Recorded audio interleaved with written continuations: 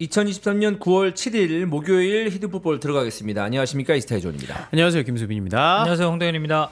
네, 덕현이가 항상 목요일에 오고 수요일은 덕현이는 안 오는 건가요?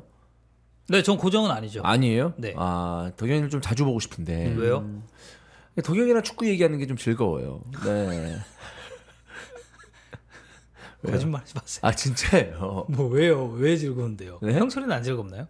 아, 형철이는 네. 즐거운 시간은 아니죠. 형철이와 함께하는 방송은 배움의 시간이죠. 아, 배움의 시간이다. 네, 배움의 시간. 아, 배움의 시간. 네, 맞습니다. 네. 아니, 저랑 하는 방송은. 즐거운 방송, 축구 이야기를 하는 즐거운 방송. 그럼 이제 이쪽은 같은 방송.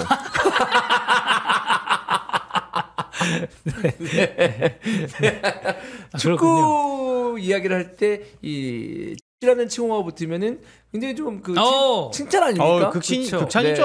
네. 같이 수빈이랑 같이 하는 방송은 수빈. 저도 추맨 없을 때 추맨 어디 갔냐고 물어봐요. 좋네. 예. 네, 좋네. 네, 좋습니다.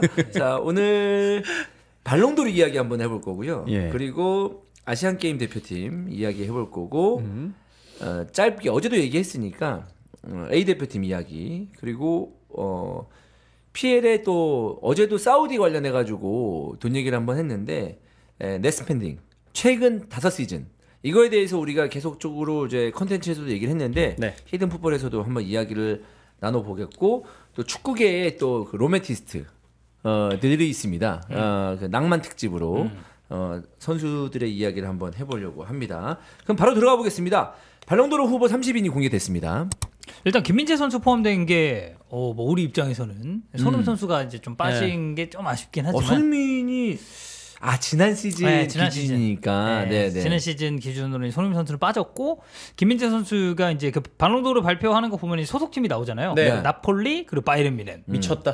이거 역시 되게 이제 멋있는 그런 이제 소속팀들이 아니었나. 그리고 그 많은 분들이 아시겠지만 발롱도르 자체가 진짜 아무래도 이제 공격수들이 좀 많이 받기도 하고 수비수들은 사실 후보 들기도 어려운데 중앙 수비로는 그바르디올이랑 후뱅 디아스랑 김민재 딱 3명입니다. 와. 그러니까 지난 시즌 제일 핫했었던 센터백 3명이 이제 정확해. 이 3명 명 맞잖아요. 예. 그러니까 수비수가 이제 발롱도르를 받으려면 소속팀에서의 활약도 중요하지만 그 해 월드컵, 그렇죠. 뭐 유로, 그리고 뭐 유럽 대항전. 대표적인 게 이제 뭐 카나바로. 네, 그렇죠. 카나바로 그렇죠. 월드컵 우승을 했기 때문에 그 당시에 카나바로가 이제 발롱도르를 받았는데 그런 거 아니고는 힘들잖아요. 그래서 그렇죠. 우리 입장에서는 대한민국 선수가 또 아시아 중앙 수비수가 이 발롱도르 안에 들어간 것만으로도 감격스러운 일이 이미 이제 상을 탄 거나 다름없다 우리 입장에서는. 그리고 그 아마 제 기억이 맞다면 프랑스 풋볼에서 이제 30인을 선정을 해가지고 이렇게 쭉 리스트 공개를 하잖아요.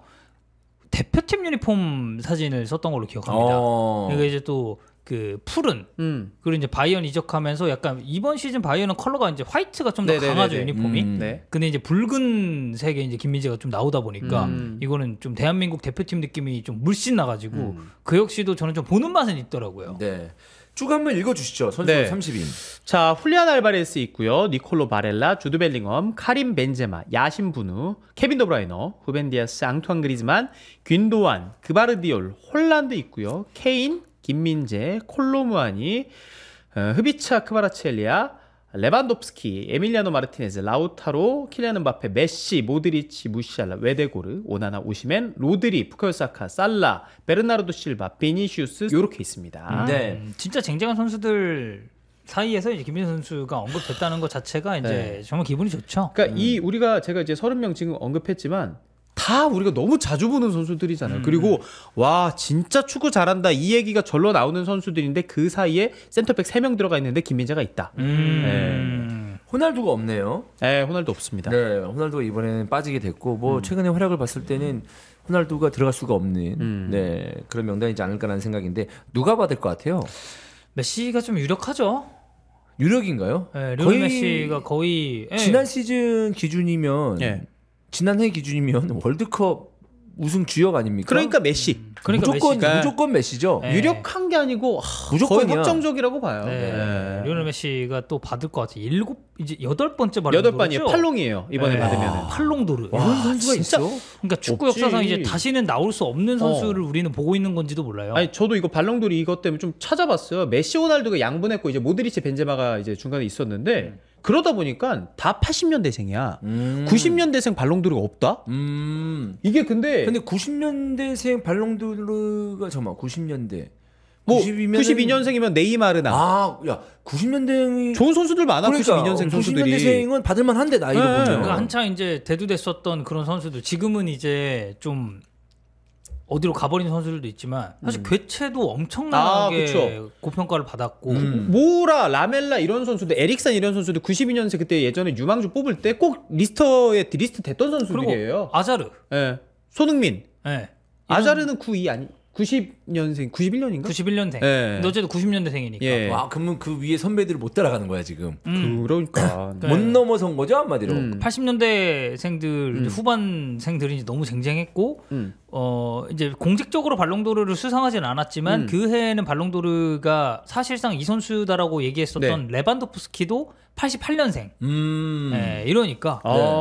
이거 어떻게 봐야 돼요? 그러니까 메시, 호날두가 이 동시대에 엄청난 선수가 나온 거죠. 그러니까 90년대생 입장으로서는 90년대 태어난 선수 입장으로서는 정말 평균 이상의 활약, 좋은 활약을 해주는데 메시, 호날두가 워낙 뛰어나다 보니까 그렇죠. 발롱도르를 못 받은 거 아닌가라는 생각이에요. 너무 압도적인 선수가 사실 호날두에 대해서 우리 또 유벤투스 이제 노쇼 사건 관련해서 굉장히 비호감 이미지가 생겼지만 메시만 있어서 메시만 쭉 발롱도르 타는 게 아니고 호날두라는 정말 엄청난 라이벌 상대가 있었기 때문에 저는 그때 당시 해외 축구에 입문하고 해외 축구가 훨씬 더 재밌어졌다라고는 생각을 하거든요. 예. 그런 면에서 호날두는 20년 만에 이번에 발롱도르 후보에서 아예 제외가 됐고. 네. 20년 만에? 그렇죠. 03년까지는 제가 있었던 거로 알고 있거든요. 아, 03년 그러니까 04년부터 계속 있었을 거야. 그러니까 어쨌든 계속 오랫동안 후보에 올랐는데 이번엔 좀 후보에서 사라졌고 이제 호날두의 시대는 이제 지고 있다. 근데 메시도 사실상 이번에 발롱을 받으면 다음에는 이제 후보에도 못 오르지 않을까라는 생각인데 또 모르는 게 이제 미국에서 엄청난 센세이션을 일으키고 있잖아요. 아, 쉽지 않죠. 센세이션을 엄청나게 일으킨다고 해도 쉽지 않다. 쉽지 않죠. 그건 쉽지 않겠네. 어쨌든 그런 리그의 객관적인 레벨도 이제 평가를 해야 될 것이고 유럽에 있으면서 주요 리그에서 우승 타이틀을 들어올리고 공격 포인트를 쌓는 거랑 MLS 모드에서 그렇게 하는 거는 저는 좀 차이가 확실히 있다고 생각을 하고. 그러면 메시는 마지막으로 발롱도르 후보에 올랐는데 이 마지막을 발롱도르를 자기가 가져가면서 유종의 미를 거둘 수 있는 그런 어떤 상황을 만들어낸 거네요.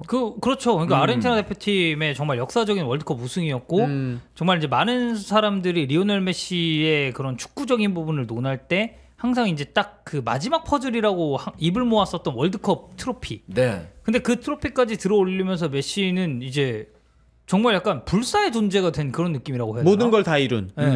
그러고 나서 미국 가서 서비스하는.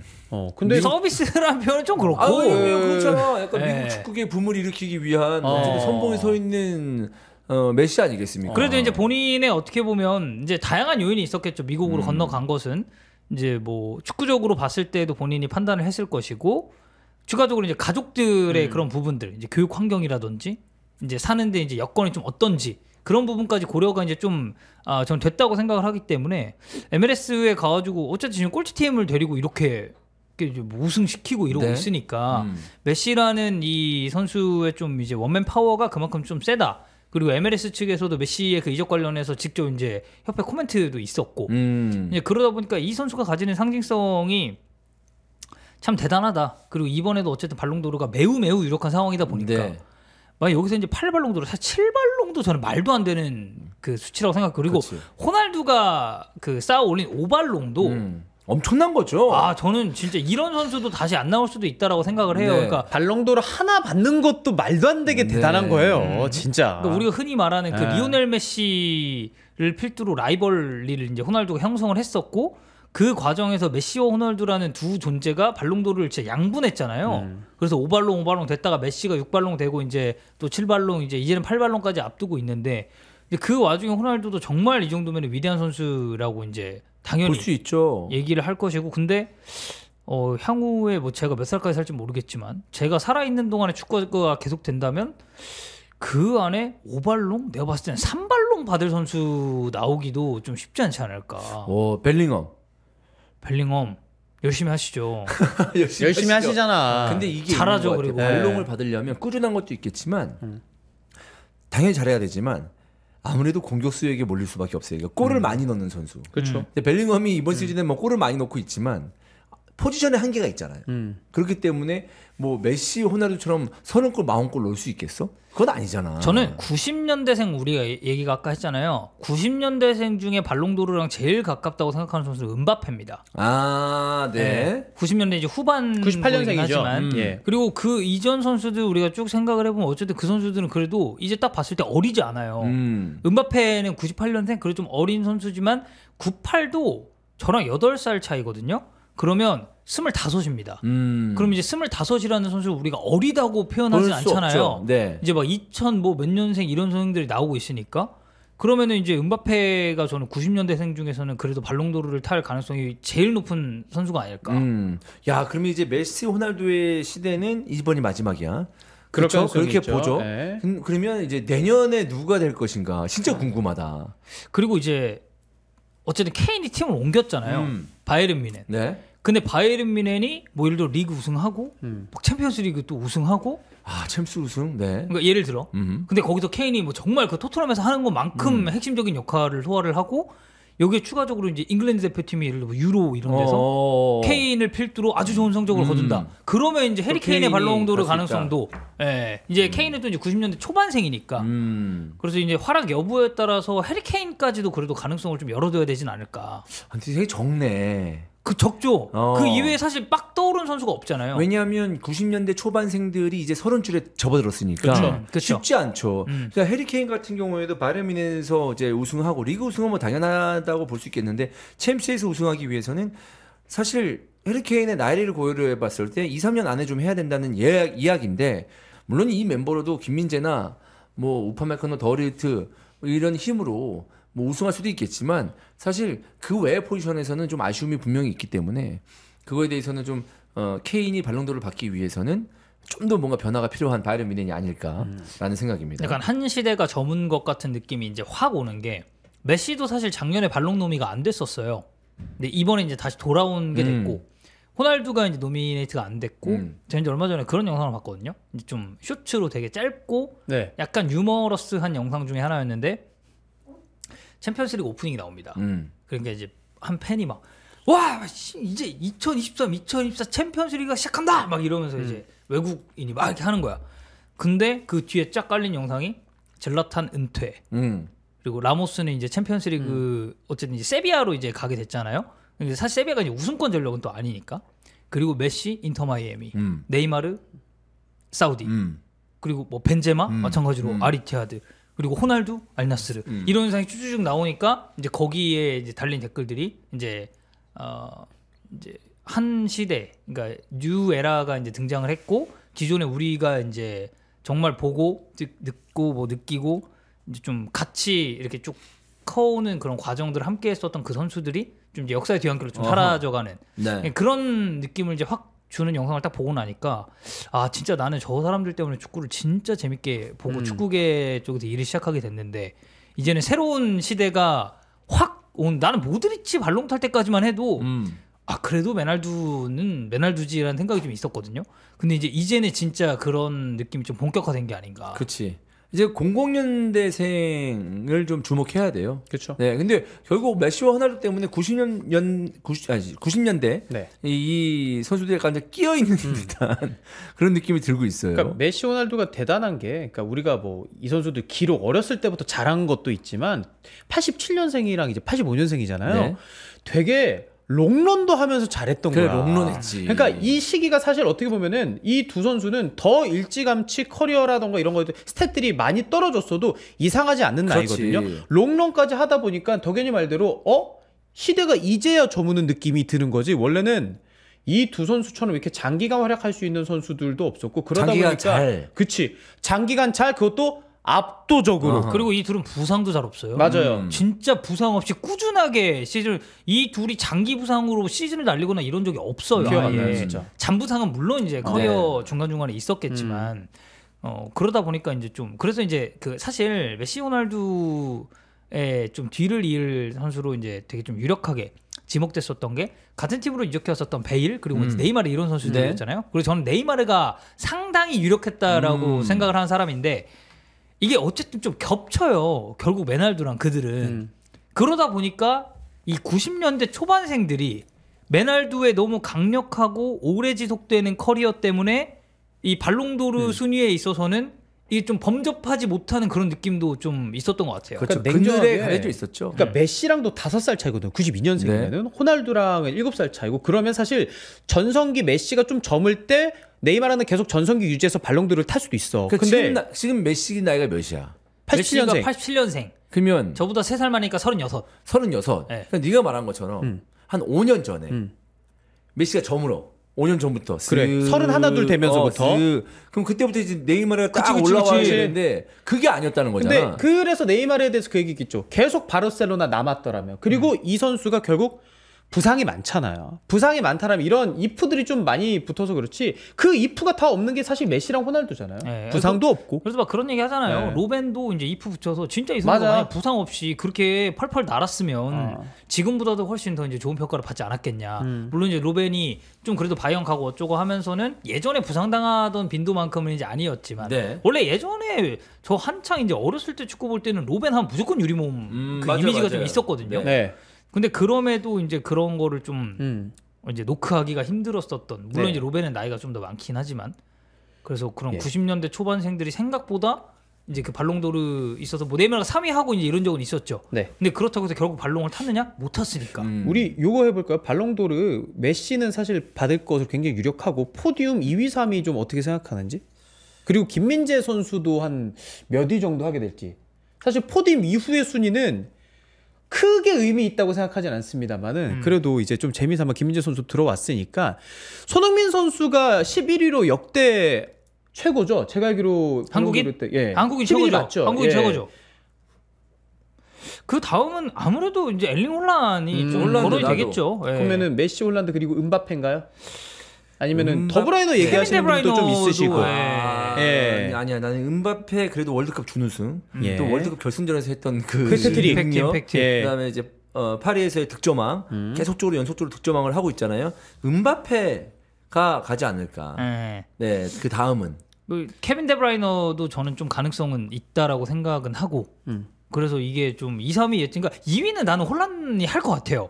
혼란이 할 것 같은데. 음바페가 아니고? 네, 저는 혼란. 왜냐면 맨시티가 트래블 했잖아. 트래블에 근데 거기서 혼란이 또 뭐 리그 뭐 미친 막 기록을 리그 막 신기록 그렇게 세웠죠, 리그, 그쵸? 하고 이제 하다 보니까 근데 저도 사실 원래 홀란드 생각하고 들어왔는데 또 결승전 해트트릭? 그래. 월드컵 결승전? 이게 아시겠지만 이게 그 결승전에서의 활약? 그런 면에서는 음바페도 2위 할 가능성이 저는 있다. 메시, 음바페, 그다음에 홀란드 이런 느낌. 매음홀. 네, 매음홀, 저는 매홀음. 매홀음. 근데 이게 음인지 덕인지는 좀 매홀 덕인지. 매홀 덕이 될 수도 있고. 매홀 그건 덕까지? 음바페는 무조건 들어가지. 그러면 안 근데 되지. 생각보다 더브라이너 트래블 주역이기도 했고 이제 도움을 모든 대회에서 다 도움왕 차지하긴 했어요. 더브라이너도 미치긴 했어 작년에. 음바페 나는 그 준결승 그거 좀 많이 쳐줄 것 같은데. 아니, 그러니까 음바페 당연히 결승? 그렇죠. 예. 그래서 이제 약간 결승. 좀 고민이 된다는 거예요. 그리고 어쨌든 발롱도르는 결국 이게 뭐 활약도 정말 중요하지만 네. 이게 저는 인기도도 맞죠. 항상 이제 얘기가 나오는 거잖아요. 그래서 이제 매홀 쪽이 이제 될 수 있지 않을까. 근데 그만큼 케빈 데브라이너도 충분히 포디움에 노미니가 될 만큼 네. 잘하는 선수다. 그럼 매홀 덕도 되겠네. 그래서 제가 아까 막 얘기했잖아요. 덕인지 음인지. 매홀까지는 확정이고. 예. 한번 궁금하다. 이렇게 얘기하니까 누가 또 포디움에 오를지. 그치. 포디움 드는 것만으로도 얼마나 대단한 일이야. 네. 그리고 이제 어쨌든 뭐 우리가 얘기하는 뭐 로드리나 이런 선수들도 진짜 필수 불가결한 선수인데 네. 맞죠. 사실 이제 포지션상으로 그렇지. 좀 힘든 게 쉽지 있죠. 않지. 예. 그러니까 이전에 이제 메시, 뭐 이니에스타, 사비 막 이렇게 받을 때도 있지 않았나요? 예, 이네스타 사비 막 2, 3위 하고 그럴 때 네, 있었죠. 있었잖아요. 그리고 이제 조신 3위. 예. 근데 그런 게 있어. 메시, 사비, 그러니까 메시가 사비하고 또 이니에스타는 그러니까 로드리가 비교했을 때 좀 더 앞쪽에서 공을 가지고 맞아요. 뭔가 화려한 축구를 할 수 있고 아니면은 좀 공격 포인트에 큰 도움을 줄 수 있는 그런 위치잖아요. 그렇죠. 같은 미드필더라고 볼 수 있겠지만 그러니까 이게 로드리 같은 자리가 정말 굳은 일 많이 하는 자리야. 네. 아니, 로드리가 그러니까 이 삼선에 대한 중요성은 우리가 저저번 주 목요일 히든 풋볼이었나 저저번 주였나 한번 얘기했잖아요. 왜 삼선 선수들이 이렇게 비싼가? 이제 그 명제에 있어서 상당히 많은 지분을 차지하고 있는 거는 되게 로드리죠. 중요한 선수죠. 그럼요. 지금 뭐 세계 저는 원탑이라고 생각을 하기 때문에 그러니까 그만큼 그러니까 주목을 좀 덜 받아도 이 포지션이 빠졌을 때 티가 확 나는 게 요즘 축구 보면 삼선이라서. 네. 네. 그리고 김민재 선수는 몇이 이게 쉽나? 이게 뭐 한두 표 받아도 뭐 몇이 되고 막 이렇게 그쵸? 되는데. 맞아. 하위권 이 발롱도르에서 하위권 순위는 사실 좀 보면은 이렇게 나온다고 생각하는 경우들이 있는데 저는 내 마음속에 그 발롱은 김민재예요. 네. 저는 그렇게 얘기하고 싶습니다. 네. 뭐 이거 사람 생각이니까. 그럼요. 네. 네. 그리고 마음속으로만 생각하는 거니까요. 나는 이거 이런 것도 했으면 좋겠어. 공격수 발롱, 중앙 미드필더 발롱, 미발롱, 공발롱, 수발롱, 골발롱.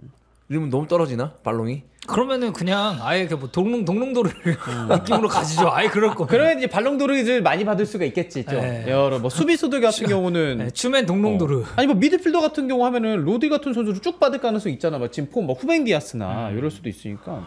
골발롱, 미발롱, 수발롱 좋지 않나요? 수발롱을 하죠. 수발롱. 네, 수발롱마. 수발롱. 네. 네. 저는 15에서 22. 저는 22대일 것 같아요. 저는 약간 지금 체크를 해봤는데 골키퍼들은 웬만하면 김민재 선수보다 좀 밑에일 것 같고. 난 그래서 22대. 저는 15에서 22 정도. 좋습니다. 저도 한 그 정도 생각할게요. 네. 춤에는 마음속 1위. 네. 예. 자, 다음 코너 가보겠습니다. 히든 라이브입니다. 어제 아시안게임 대표팀의 경기가 있었죠. 네. 이제 정확하게는 이제 아시안컵. 그 아시안컵 예선이죠. 네. 그러니까 우리가 이제 편의상 예, 아시안게임 그렇죠. 대표팀이라고 이제 얘기를 하는 거죠. 23세 이하 아시안컵 예선이 있었는데 졸전이었습니다. 졸전이었어요. 이 23세 이하, 그러니까 황선홍 감독이 이끌고 있는 이 대표팀은 경기를 할 때마다 좋은 소리가 나온 적이 단 한 번도 없어요. 경기를 하면 그냥 욕 먹는 거야. 저는 끝나고 나면. 이 황선홍의 경기를 저는 그러니까 아무래도 제가 연령별 대표팀에 좀 있었다 보니까 네. 연령별 대표팀에 좀 관심이 많거든요. 그쵸. 저는 어떻게 보면 A 대표팀보다 조금 더 좀 주의 깊게 보는 스타일이기도 한데 딱 한 번 있었어요. 그 엄원상이 미쳐 날뛰었었던 그 중국이랑 할 때. 네. 첫 경기였나요, 그게? 아마 그랬던 네. 걸로 기억을 해요. 두 그때는 경기 했었죠, 저희가. 엄원상 선수가 진짜 너무 잘하다 보니까 이게 좀 쉽게 풀린 감이 있었는데 와, 그 외의 경기들 저는 보면서 너무 힘들었어요. 이 경기가 어쨌든 우리 대표팀 경기잖아요. 그럼 우리가 어쨌든 뭐 A 대표팀 경기를 보던 연령별 대표팀 경기를 보던 뭐 우리가 예전에 그 17년도에 있었던 20세 이하 월드컵 때도 저는 되게 재밌게 봤거든요. 그때가 이제 이승우, 뭐 백승호, 네. 송범근 이런 선수를 나왔었던 경기였고 그 이후에 이강인 선수가 주축이 됐었던 20세 이하 월드컵 되게 재밌게 봤었던 기억이 있는데 제가 최근에 봤었던 연령별 대표팀 경기 중에 이렇게 재미없고 내용적으로 부실한 경기들이 있었나 싶을 정도로 안 좋아가지고. 네. 그러니까 이 대표팀이 사실 그냥 옛날처럼 정말 아주 옛날 얘기지만 뭐 대학에서 뭐 뽑아온다거나 뭐 프로에서 뛰는지 안 뛰는지도 모르고 그런 선수들 뭐 경험 없는 선수들 뽑아오는 게 아니고 다 프로에서 지금 한가닥 하고 있는 선수들이잖아요. 그쵸. 사실. 근데 이런 선수들 가지고 이런 식의 경기 내용밖에 못 보여준다는 거는 비판받아 마땅하지 않나라는 생각이에요. 이게 한두 번이 아니잖아. 어제 경기 라인업도 보면요, 뭐 허율, 엄지성, 이태석, 백종복, 강현무 뭐 이런 선수를 보면 K리그에서 이미 한가닥 하고 있다고. 그러니까 22세 카드 때문에 이제 중용받은 경우들도 있겠습니다만은 실력으로 증명해가지고 리그에서도 어느 정도 레귤러하게 뛰는 선수들이 있어요. 그럼 예전에 우리가 진짜 대표팀이나 이런 대학팀에서 이제 선발해가지고 했던 선수들보다는 우리한테 훨씬 익숙하고. 프로에서 뛰어서 증명하는 거랑 대학 리그에서 뛰어서 증명하는 거는 저는 진짜 완벽한 천지 차이라고 생각을 하는데 그런 선수들 데리고 요런 경기 그것도 심지어 홈에서 창원에서 소집해가지고 우리가 훈련 기간도 이미 좀 갖춰둔 상태에서 이런다? 아 이거는 거의 역대 최악 맞죠. 그러니까 네. 물론 예.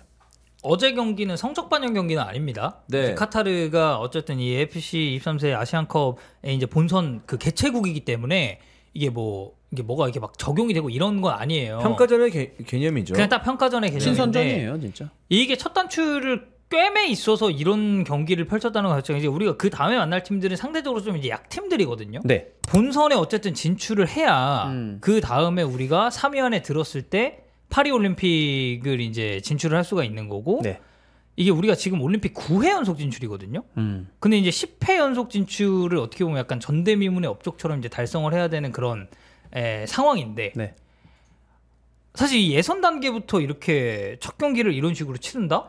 그거는 이게 황선홍 감독 입장에서도 그렇고 선수들 입장에서도 그렇고 힘들죠. 네. 그게 진짜 무서운 거죠. 올림픽도 올림픽인데 올림픽에 못 나갈 수도 있고요. 그리고 아시안 게임 좀 있으면 진행이 되는데 아시안 게임에서도 우리가 그러니까 금메달을 못 딸 가능성까지 높아 보이죠. 왜냐? 똑같은 감독이 이끌고 있기 때문에 이게 당장 이 경기만 보고 우리가 와 이거 어떡하냐? 올림픽 어떡하냐? 아시안 게임 어떡하냐가 아니라 지금까지 해왔던 행보, 특히나 중국 가가지고 2차례의 평가전, 그리고 선수 명단 발표에 따른, 선수 등록에 따른, 이강인 선수의 차출에 따른, 언제 합류해서 훈련을 시킬지에 따른 이런 인터뷰까지 쭉 우리가 해석을 하다 보니까 정말 위험하다. 이거 위기다라는 생각이 들고 당장 어제 경기 보면서도 야 이거 경기력도 별론데? 이게 뭐 경기 보다 보면 그 생각 들잖아요. 감독이 어느 정도 추구하는 바를 알아. 근데 선수들이 못 따라주네. 이런 찬스를 공격수들이 못 넣어주네. 이러면 우리가 이건 선수가 부족하다라는 생각도 하지만 제가 어제 성주 형이 중계를 해가지고 오늘 같이 보고서 얘기를 해봤어요. 형이 생각했을 때 황선홍 감독과 황선홍의 가장 큰 문제가 뭐냐. 근데 어제 경기 초반에 보면요. 15분 동안은 그래도 이진용 선수 중앙에 혼자 두고 엄지성 선수 왼쪽 측면에 올려두고 공격을 굉장히 그랬대요. 적극적으로 좀 풀어가는데 성공을 했거든요. 카타르가 좀 어느 정도 받아치는 모양새였고, 근데 여기에서 이제 상대 감독 코치들은 이진용 선수 혼자 서다 보니까 오히려 저쪽으로 패스 줄기가 못 나오게 좀 압박을 해야 되겠다. 이렇게 변화를 딱 가져가는데 거기서부터 성공이 되면서 우리나라가 그 경기 시간대 이후로는 분위기를 완전 내줬거든요. 실점도 하고. 당장 근데 황선홍 감독은 이후에 후반전을 교체할 때도 그 선수 위치에 그렇게만 교체를 하지 엄지성이 초반에 되다가 안 풀리네? 그러면은 이태석을 좀 안쪽으로 전진시키던가 오버래핑을 돌리던가 엄지성 선수의 동선이라던가 주변에 있는 선수들에 대해서 좀 움직임을 좀 다르게 가져가야 되겠다라고 전술적으로 살짝만 좀 변화를 주면은 괜찮을 것 같은데 그냥 선수 당장 교체하는 거 정도로만 끝났죠. 이러다 보니까 야 이거 선수뿐만 아니라 이거 전술 설정에서도 문제가 있네? 이거 어떻게 되지? 큰일 났다. 당장 카타르와의 경기는 홈에서 친선처럼 더 마음 여유 있게 할 수 있는 경기인데 어떡하지? 심지어 카타르는요. 이 대표팀 이대로 아시안게임 가고 올림픽까지 다 준비한대요. 근데 당장 홈에서 경기에서 2대0으로 졌거든요. 그러면 우리가 아시안게임이라던가 아시안컵 본선 가서도 좋은 성적 낼 수 있을까? 굉장히 어렵다고 봅니다. 그러니까 이 황선홍 감독이 이제 비판을 받았었던 주 요지 중에 하나가 이제 그거였었잖아요. 선수 이제 기용 관련. 예. 그래서 이제 고재현 선수를 왜 이제 수미에 배치하는 이게 이제 K리그 팬들 사이에서는 좀 화제라면 화제였습니다. 그 당시에 조금 더 이제 공격적인 롤을 맡겼을 때 더 이제 괜찮았었던 선수고 아래쪽으로 내려와서 저런 식으로 플레이를 시킬 거면은 굳이 이제 고재현을 저 위치에 쓰거나 뭐 이제 기용을 할 이유가 도대체 뭐냐라고 이제 비판을 많이 받았었고 이제 이제 앞선으로 올라갔을 때 그런 세부 전술에 있어서도 결국 이제 황선홍 감독이 추구하는 게 무엇이냐라고 이제 말씀하시는 팬분들도 많았는데 이번 아시안컵 이제 예선을 치르는 과정 뭐 첫 경기긴 하지만 첫 경기를 볼 때도 이거는 전이랑 비교했을 때 달라진 게 전혀 없네. 라는 소리가 나오니까 이거는 축구 팬들 입장에서도 조금 더 뿔이 날 수밖에 없는 결과 그리고 경기력이 아니었나라고 생각을 합니다. 네. 그 황선홍 감독이 이야기를 좀 하고 있는데 이 대안이 이거 블로그를 하는 거 알고 있었어요? 그래서 저도 이거 어제 친구가 올렸어요. 네. 그래가지고 그 비하인드를 또 풀었더라고요. 네. 그래서 근데 대안이 이제 블로그 본인이 글을 쓰는 건가 봐요. 이게 누가 이제 번역을 해줬겠죠. 그렇죠. 그러면서 네. 이제 좀 정리를 해줬겠죠. 네. 여기에 이제 이 블로그에 3개의 글이 있는데 네. 이게 7시간 전에 올라왔는데 댓글이 한 200개, 300개 지금 달린 것처럼 보이는데 황선홍 감독에 대한 이야기. 아니 하필 이제 또 황선홍 감독 이제 얘기하고 있는데 이제 네. 대한 선수의 글이 나오니까. 엄청 안 좋았나 봐. 글 보니까. 그쵸. 네. 그쵸. 그러니까 뭐 근데 그때 당시에도 사실 말 많았잖아요. 말 많았죠. 네. 뭐 지금 와서 이게 갑자기 이제 툭 튀어나온 그런 느낌이 아니라 그때 당시 황선홍 감독과의 그런 마찰이나 이런 얘기는 뭐 계속 나왔었으니까. 그래서 그러니까 또 이제 대안은 어떻게 보면 이제 외국인 선수다 보니까 더 국내 선수들보다는 저는 좀 프리하고 좀 더 세게 이야기를 할 수 있는 것도 있다고 보긴 하거든요. 근데 뭐 갑자기 근데 대한 얘기가 왜 나왔죠? 그 이제 블로그 때문에 황선홍 감독 얘기했으니까 이제 뭐 이것저것 다 얘기하는 겁니다. 히드풋볼. 근데 이제 황선홍 감독은 참 이게 포항을 거쳐서 이제 서울 대전이었잖아요. 그 다음에 이제 그 연령별 대표팀 감독이 된 건데 서울부터 정말 안 좋습니다. 대전도 그냥 별로였었고 굉장히 고생을 좀 많이 하고 있습니다. 그래서 이거에 대해서는 우리 입장에서도 다 이제 23세 이하 선수들은 주목을 하고 있고 또 이제 큰 대회를 앞두고 있는데 과연 황선홍 감독 또 이강인 선수를 데리고 어떤 모습을 보여줄 수 있을지 지금 걱정이 되니까 우리가 이런 얘기를 하고 있는 거잖아요. 그러니까 저는 황선홍 감독이 이제 끝나고 인터뷰를 했잖아요. 지금은 팀을 만들어가는 과정이다.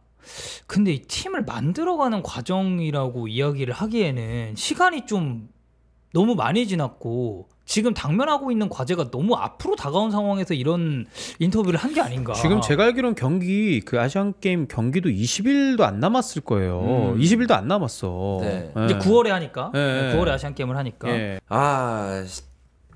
이제는 좀 단단한 모습을 보여주면서 기대감을 줘야 되는데 그쵸. 불안감을 줘서 좀 아쉽습니다. 그리고 일단 기본적으로 뭐 국내 축구팬, 해외 축구팬을 나누는 건 아니지만 이강인 선수가 이 팀에 이제 포함이 됐을 때 좋은 성적을 내야지만 우리가 앞으로 더 이제 그 해외 축구를 보시는 분은 더욱더 기대를 하지 않겠습니까? 이게 되게 단순해요. 아시안 게임은요, 우리가 은메달 따려고 가는 대회가 아니에요. 무조건 금메달 따려고 가는 대회. 우리는 병역이라는 특수성도 있고, 그러니까 많은 해외에서 더 활약할 수 있도록 되는 것도 저는 당장 그렇게 생각하거든요. 오영규 선수도 군복무를 굉장히 빠르게 마쳤기 때문에 그런 과감한 선택도 가능했고 그렇기 때문에 오영규 선수는 더 성장할 수 있는 거라고 봐요.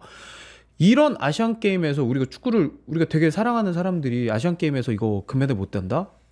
너무 실망스럽죠. 근데 이제 그런 것도 있어요. 뭐 지난번에 그때 황의조와 손흥민이 이제 군 면제가 된 거잖아요. 18년도 자카르타 팔렘방. 네, 자카르타 팔렘방 그때도 사실 경기 내용은 엉망이었습니다. 사실 엄청 답답했던 내용들이 있었는데 이제 당시에 황의조가 캐리하면서 쭉 올라갔었고 결국 금메달까지 땄는데 이거면 돼요, 사실. 오케이, 맞아. 알았어. 경기 내용 안 좋은 거 알았어. 버텨, 이겨. 그리고 결승 가, 메달 따. 그러면은 성공이야. 무조건 내용 필요 없어. 지난 팔렘방 때도 그랬단 말이야. 지난 팔렘방 때도 조별리그 보고 뭐 이렇게 토너먼트 올라가는 거 보면 그때 말레이시아한테 졌어요. 네, 심지어. 우리 졌었나? 졌어. 말레이시아한테 그때 그 충격패하고 나서 그리고 나서 우즈벡한테 떨어질 뻔했어. 맞아. 8강인가 아마. 우리 맞아. 살 떨리면서 봤잖아 그래. 그때. 제가 그리고 물어봤거든요. 우즈벡도 어땠냐고. 그냥 다 그냥 정신 나가 있었다고. 근데 진짜 황의조가 완전 그거는 완전 진짜 캐리한 경기였고. 그리고 그러니까 그건 있어요. 지금 이 카타르랑 경기라는 대표팀이랑 아시안 게임 대표팀 명단 달라요. 여기는 이제 아시안 게임 대표팀이 새로 올 겁니다. 그렇죠. 뭐 우리 계속 거론됐어. 뭐 이강인 선수도 그렇고, 뭐 이제 송민규 백승호 선수 있고, 이런 선수 그리고 와일드카트 선수, 서령호 같은 선수 이제 합류하니까 다른데 그 이전에. 아시안 게임 대표팀 명단으로 우리가 어쨌든 중국이랑 평가전을 또 했잖아요. 가서 했었잖아요. 그러니까 그때 좋았냐고 경기력이. 그러니까 뭐가 우리가 조금 실마리라도 찾을 수 있을 만큼의 그런 희망을 받냐라고 물어본다면 저는 그렇지 않다라고 대답을 할 것 같거든요. 그러니까 이 경기에 있어서도 당연히 연속성이 좀 생기는 거죠. 이 경기는 우리나라에서 또 하는 건데 좀 더 나은 모습 상대방보다 보여줘야 될 거 아니야. 아니 중국 가서 현지 적응한 뭐 지금 죄송하면 대표팀이 혼용이 돼가지고 그것 때문에 좀 그 팀이랑 그 팀이 다르긴 합니다만 이 팀은 더 어린 팀이잖아요. 그러니까. 그쵸. 23, 24니까. 근데 중국 가가지고도 못했고 한국 와가지고서도 이제 못하니까 이거를 우리가 어떻게 봐야 될까? 가능성이 이게 이강인 당장 와가지고 이거 아시안 게임 괜찮을까? 당장 이강인 선수도 부상도 있는 상황이고, 그러니까 이 팀을 바라보는 시선이 지금 당장은 좀 너무 부정적일 수밖에 없다. 물론 이 팀이라기보다 감독을 바라보는 시선이. 황선홍 감독은 진짜 뻥하고 경기할 때마다 욕먹어. 진짜. 진짜. 그리고 경기할 때 그런 경기력이나 결과로도 비판을 받지만 또 하나는 인터뷰. 그렇지. 인터뷰 진짜 최악이었어요. 그 중국전 끝나고 인터뷰도 되게 그 이제 축구 팬들 입장에서는 비판의 시선을 많이 던졌었고 이번에 끝나고 나서도 만들어가는 과정이라는 이 워딩이 팬들 입장에서는 언제까지 이거를 이제 만들 것이냐. 라고 이제 얘기를 하는 거고. 이게 저 그런 것 같아요. 그러니까 만드는 과정에 대해서 벤투 감독도 그 과정에 대해서 분명 비판을 받았던 시기도 있었으니까. 하지만 벤투 감독은 본인이 원하는 축구 색을 꾸준하게 유지를 했고 인터뷰에서 일단 실수를 안 했습니다.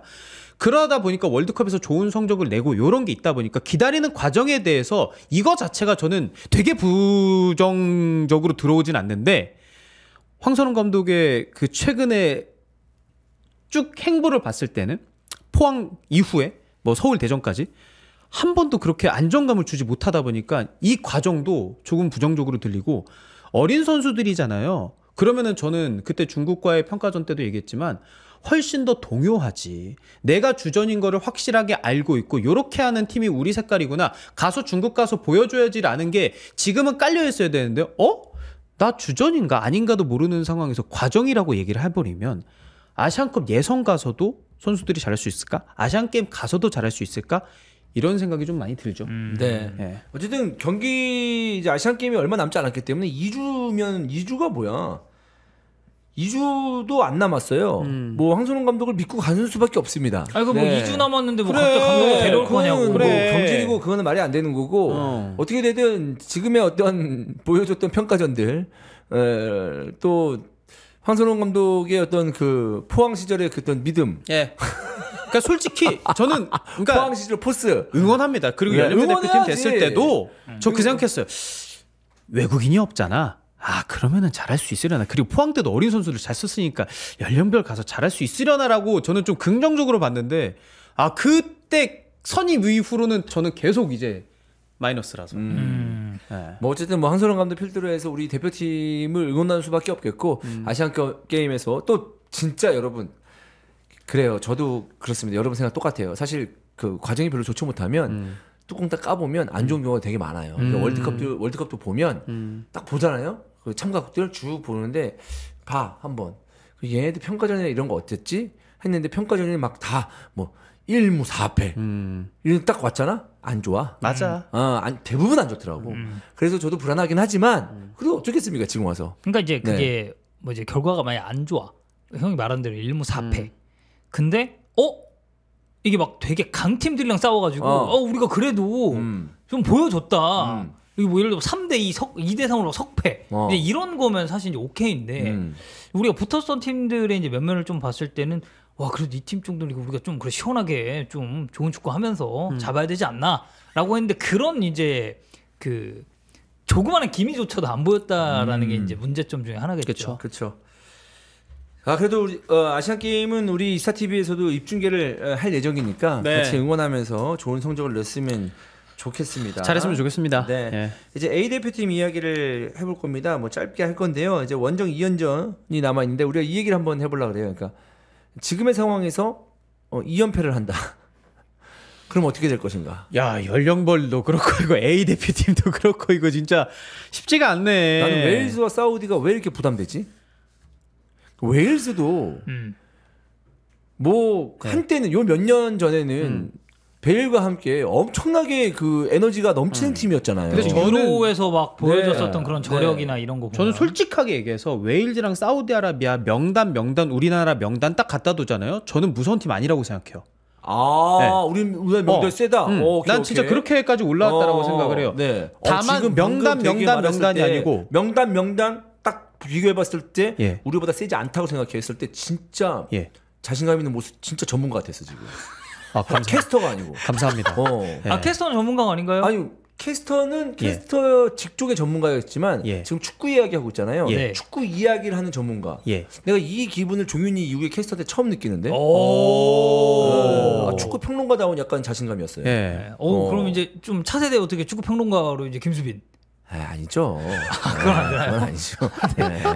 네. 그 이유라고 채팅창에 했지. 뭐라 나온 줄 알아? 비꼬는 거 너무 재밌어요. 아니, 비꼬는 거 아니에요. 예. 박지웅 이후에라고 했지. 박지웅과 그 수빈이 갭이 어느 정도는 얘기 안 했잖아요. 네, 이후에 처음 보는 거다. 종현이 형은 또 해설도 했었잖아. 예. 그렇지. 그렇지 나는 형이 데리고 갔잖아요. 네, 제가 데리고 왔죠. 네. 근데 너도 충분히 가능해요. 저는 축구 잘 캐스터- 봐. 캐스터 진짜 좋아요. 이거 비꼬는 거 아닙니다. 여러분, 비꼬는 거 아니에요. 비꼬는 거 아닐 때는 제가 손 들고 얘기할게요.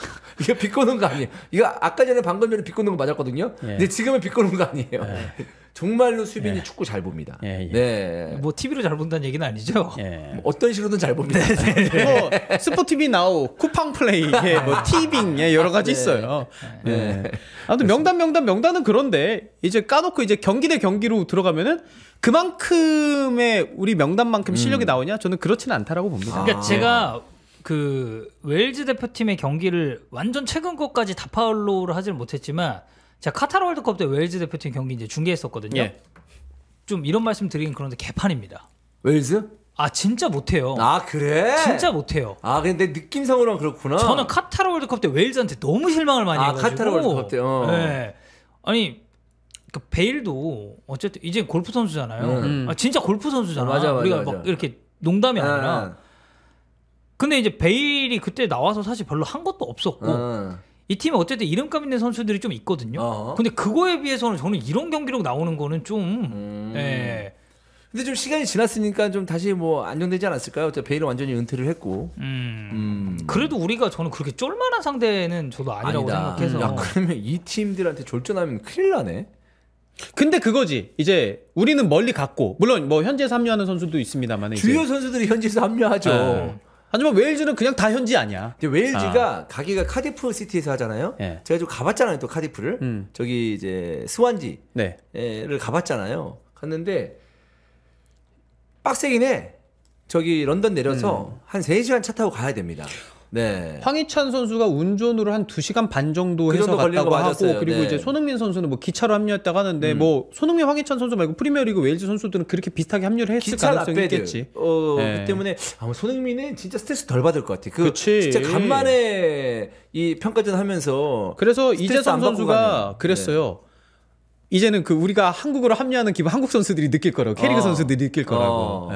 근데 이제 그 기사가 하나 이제 나왔는데 이제 웨일즈랑 우리가 이제 경기를 좀 앞두고 있잖아요. 근데 로페이지 감독의 인터뷰가 이제 국내 기사긴 한데 뭐 이런 얘기를 했다고 하네요. 뭐라고 하나요? 우리는 친선전을 치러야만 하지만 이게 솔직히 말해서 하고 싶진 않다.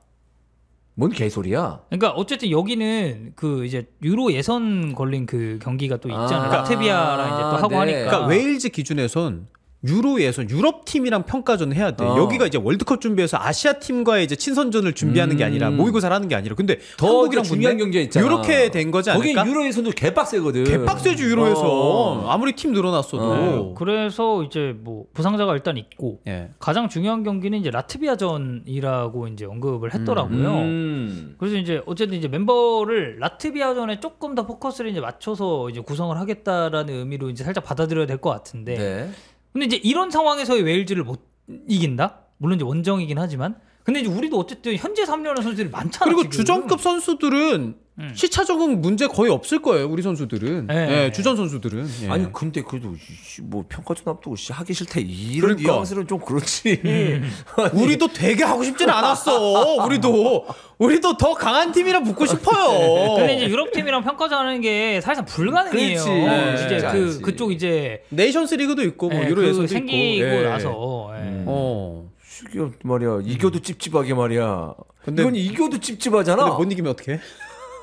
솔직히 말해서 이렇게 했는데 못 이기면 진짜 아유, 말도 안 되지. 잠만. 오늘에서 이제 내일 넘어가는 새벽이고. 그렇지. 정윤이 형 이제 합류하죠. 얼마 안 남았구나. 지금 경기도 지금.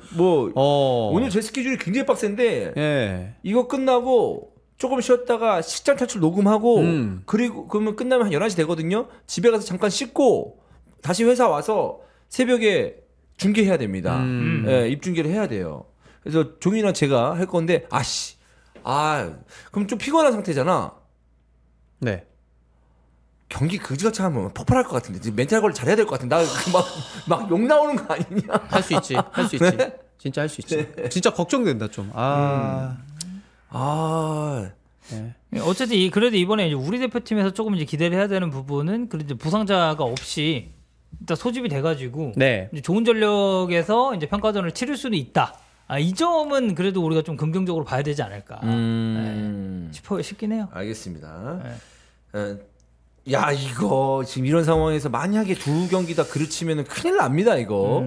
시끄러운 상황이 좀 일어나지 않았으면 하는 간절한 바람이 있습니다. 자, 다음 코너입니다. 프리미어리그 팀들 빅6 팀 네. 그동안 이제 최근 몇 년간 얼마 썼는지 이거에 대해서 좀 얘기하면서 이적에 대해서 최근 몇 년간의 돈을 쓴 거와 이제 벌어들인 돈, 그러니까 넷스펜딩을 확인하면 그리고 또 순위까지 고려해서 확인하면 이 팀이 돈을 잘 썼다, 못 썼다, 뭐 이런 얘기를 할 수 있거든요. 그거에 대해서 알아보는 시간을 가져보도록 하겠습니다. 가주세요, 수빈 씨. 네. 아니 가져보겠다라고 본인 얘기하고 왜 가주세요라고 하세요? 같이 가져요. 그러니까 잘 들어보시면요. 네. 그 히든풋볼 월화수목일 때 주원 형이 진행을 해요. 네. 근데 저는 이제 수목 나오는데 제가 이제 약간 보조 진행 롤인데 듣다 보면 내가 진행을 하고 있긴 맞아, 하거든요. 맞아. 그러니까 오프닝 인사만 좀 해주시고 네네. 예, 진행을 제가 하는데 가주세요. 예, 어메이징 프리미어리그 최근 5시즌 동안 약간 23, 24 시즌 이제 여름까지 빅6의 넷스펜딩 순위 이렇게 6팀만 좀 가져왔는데요. 1위가 첼시입니다. 마이너스 7억 8,764만 유로. 이제 이 모든 기록은 이제 트랜스퍼마켓 기준으로 저희가 네. 확인을 좀 했고 일단 숫자부터 좀 얘기를 하고서 시작을 하죠. 2위가 맨유예요. 여기도 만만치 않습니다. 7억 181만 유로. 아스날이요. 6억 4,514만 유로고 토트넘이 5억 1,003만 유로, 맨시티 3억 7,025만 유로, 리버풀은 2억 5,460만 유로 이렇게 순위가 구성이 되어 있습니다. 첼시는 확실히 돈을 좀 많이 쓰긴 썼죠. 근데 그 많이 썼던 게 많이 이제 썼었던 게 2022, 2023 시즌. 네. 이때가 이제 그런 지출이나 넷스펜딩 관련해서는 뭐 이제 뭐 5억 유로가 이제 넘게 이제 그게 나왔었으니까. 네. 근데 이제 지금 보면 2019, 20, 2021, 2022 시즌은 이제 흑자가 좀 이제 기록이 됐는데 네. 19, 20 시즌 같은 경우는 에당 하자르 판매가 있었습니다. 이때가 이제 1억 1,500만 유로에 이제 레알 마드리드로 이제 판매가 됐고. 저 잘 팔았다. 씨. 엄청 잘 팔았죠. 와. 지금 생각해 보면 첼시 여기서 이렇게 아니에요. 잘하다가 레알 가면 얼마나 잘할까라고 했지만 예. 이건 역대급 이적료 아닙니까, 진짜? 첼시 입장에서는. 그쵸. 그리고 나서 레알 가서 아자르가 이제 사라져 버렸으니까 아예. 네. 그러면 결국 이거를 1,600억 정도로 판 거잖아요. 예. 맞나요? 그 정도 금액이 되겠죠? 네. 그러면 이제 그냥 소설을 써보면 네. 안 팔고 갖고 있었으면 그냥 1,600억을 날리는 거잖아. 지금의 아자르의 폼이라면. 그렇죠. 와, 뭐 엄청난 금액이죠, 이거는. 네.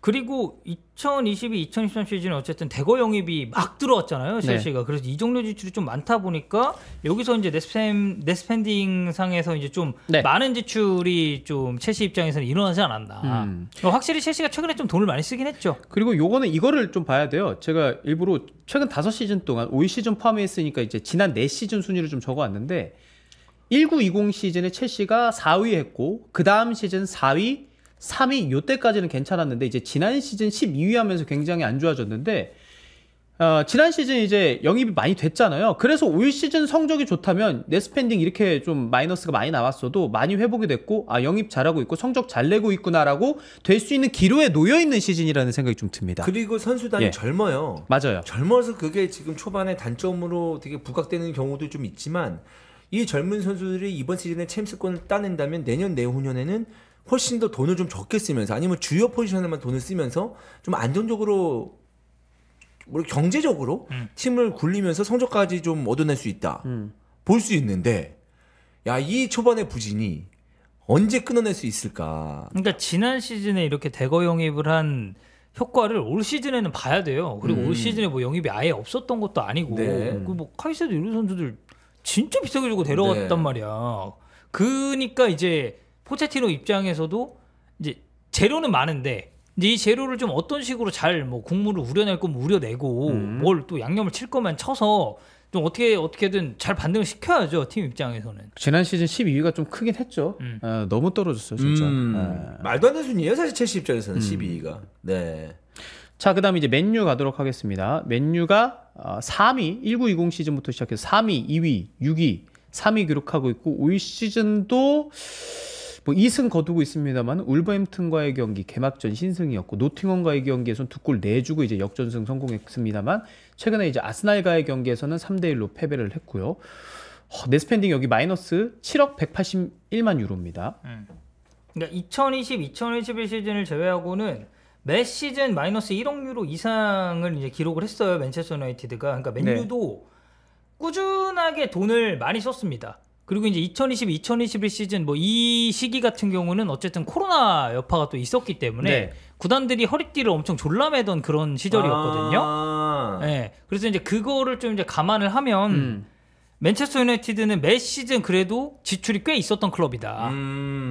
이제 비싼 선수들이 많죠. 맨유 입장에서는. 네, 뭐 안토니도 비싸고 산초도 비쌌고 당장 생각나는 산초도 선수들만 이제 그렇게 해서 나오고. 근데 그 비싼 선수들 지금 돈값 못 하고 있고. 그러니까 그게 핵심적인 부분 중에 하나인 게 지금 보면 이렇게 최근 5시즌 그리고 범위를 좀 더 넓히잖아요. 네. 그러면 아스날이나 이제 이런 클럽 때도 뭐 저희가 다시 한번 이야기를 하겠지만 비싼 돈을 주고 사온 선수들이 생각만큼 활약상이 그에 준하는 경우가 많이 없어요. 그러니까 맨유도 그 전으로 가면 맥과이어도 있어요, 당장. 네, 그러니까. 뭐 이제 맥과이어 같은 경우는 어쨌든 막 그 전경기 막 나오고 그랬던 시절이 잘했던 시절이 있잖아요. 네, 그래도 뭐 준수했었던 그런 시절이 이제 있긴 했으니까. 근데 이제 안토니 산초는 아직 저는 그쪽에 비할 바는 못 된다고 보고. 왜냐면 특히 산초는 그렇죠. 지금 산초 때문에 문제가 또 생기고 있고 네. 안토니도 마찬가지고. 이제 축구 이제 외적인 그런 이슈들이 이제 또 있으니까. 그러니까요. 그러니까 맨유는 돈이 좀 아깝죠. 지금 왜냐하면 그래 선수 비싸게 사오는 거 뭐 다 이유가 있겠죠. 근데 저 선수가 이 가격이야? 야 그래 저 선수 잘하는 거 알겠는데 저 가격은 아니야. 막 이렇게 얘기하잖아요. 그래도 팀에 와서 잘하잖아요. 그 돈 얘기 쏙 들어갑니다. 그쵸. 지금 라이스 돈 얘기한 사람 있습니까? 없어. 엔조 돈 얘기한 사람 없어. 있어요? 없습니다. 그렇다니까. 그들은 너무 잘하고 있으니까 팀에서. 비싸도 그렇게 얘기가 안 나오는데 지금 얘기하고 있는 안토니하고 산초는 라이스나 그 엔조보다 더 싼 선수들이에요. 근데도 지금 돈 얘기 나오잖아요. 그리고 어쨌든 그에 준하는 이적료를 주고 데려온 선수들인데 활약상이 너무 안 좋으니까. 그리고 이제 뭐 팀적인 부분도 당연히 우리가 생각을 해야겠지만 지금 또 맨체스터 유나이티드가 어떻게 보면 조금 부족한 포지션. 그러니까 거기서 이제 뭔가가 좀 잘 됐으면 좋겠는데 안 되는 그런 이제 우측 윙 막 이제 이런 쪽에서 얘기가 나오고 있으니까 더 좀 부각이 되지 않나. 그렇습니다. 이번 시즌만 얘기했을 때는 맨유는 이제 호일룬에게 많이 기대해야 되는 상황. 1,000억짜리 공격수죠. 1,000억이 맞죠? 네, 1,000억 정도 하는 걸로 기억이 나는데 아무튼 돈 쓴 거 비해서 효과를 계속 못 내고 있는 맨유다. 네. 자, 그리고 3위 아스날입니다. 아스날은 19-20 시즌부터 8위 기록했다가 5위 이후에 이제 지난 시즌은 2위 기록을 하고 있고 5위 시즌도 막 엄청나게 좋다라고 보기는 어렵습니다만은 최근에 이제 맨유 제압을 하면서 좀 좋은 분위기와 함께 A매치 브레이크가 하게 됐고요.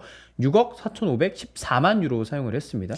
최근 3시즌 동안 생각해보면은 투자가 좀 있었어요. 네, 아스날은. 맞아요. 예, 영입들이. 꾸준히 이제 넷스펜딩이 어쨌든 이제 흑자가 아니라 마이너스 이제 1억 유로 이상을 이제 기록을 했었고 아스날도 생각보다 이런 선수 영입에 있어서 최근에는 이제 좀 공격적인 그런 스탠스를 많이 취했고 특히 지난 시즌은 뭐 거의 프리미어리그 우승까지 근접했었던 팀이니까. 그렇지. 그러니까 투자 대비 성과 물론 이제 그 성과라는 기준을 어디에 두고 가치를 어디에 두냐에 따라 좀 달라지겠지만 이게 트로피라고 한다면 아직 아스날은 이룬 건 없어요.